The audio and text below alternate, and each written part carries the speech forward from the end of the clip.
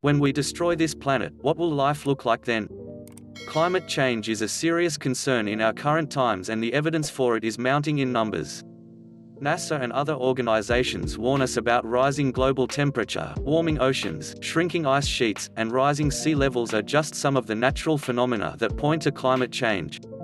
In Firewalkers, Adrian Tchaikovsky imagines what happens when climate change becomes an undeniable reality, giving the reader a glimpse into the technological advances that would let humans survive. Firewalkers takes a brutally honest look at humanity and how we will always build on the hard work of others.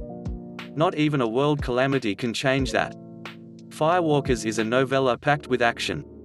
We meet Mao, Lupe, and Hotep, teenagers who are trained to go out in the hot sun in the hot desert.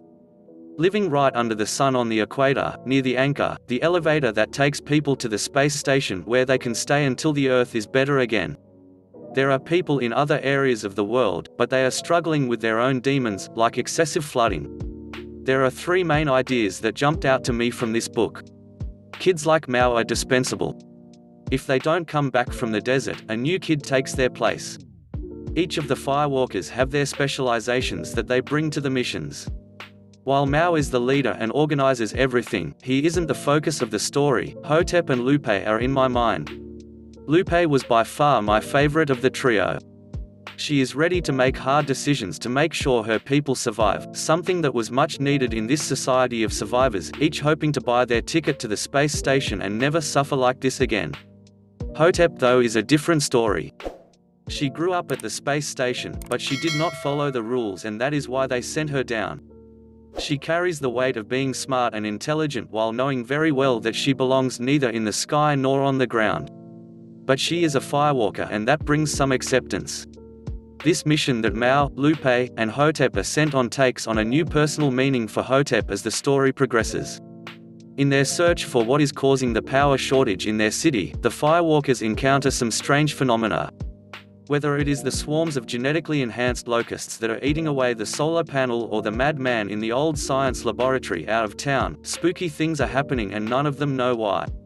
When they finally come across the root of the problem, they are confronted by AI. I don't want to give any spoilers, so I will just say that I found this encounter very important to the story because it speaks to the humanity of the future that the author imagines. Is it surprising that some people went up to space and left others behind?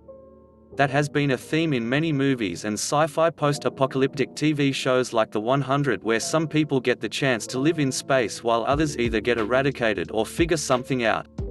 In the present, we debate the ethics and powers of AI, so it is not surprising that they are an integral part of sci-fi. In Firewalkers, through the AI, I gained a new perspective on them.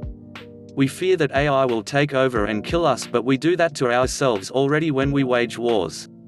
I had not thought about that before. They warned you about a system like myself because they already had that control over their lives, and that disregard for you. Chapter 9, Firewalkers. Firewalkers speaks to the possibility that if AI does go out of control, humans will still have enough control to get rid of it, taking away its access to whatever humans think is precious. However, just like we want a purpose in life, whether it is that of a Firewalker or an astronaut, a self-aware AI is no different, and it might embark on new adventures without really going anywhere. Firewalkers was a thoughtful read with many twists and turns. Short, precise, and abundant in ideas with a masterful gritty execution, I enjoyed this book and will pick up other works by Adrian Tchaikovsky.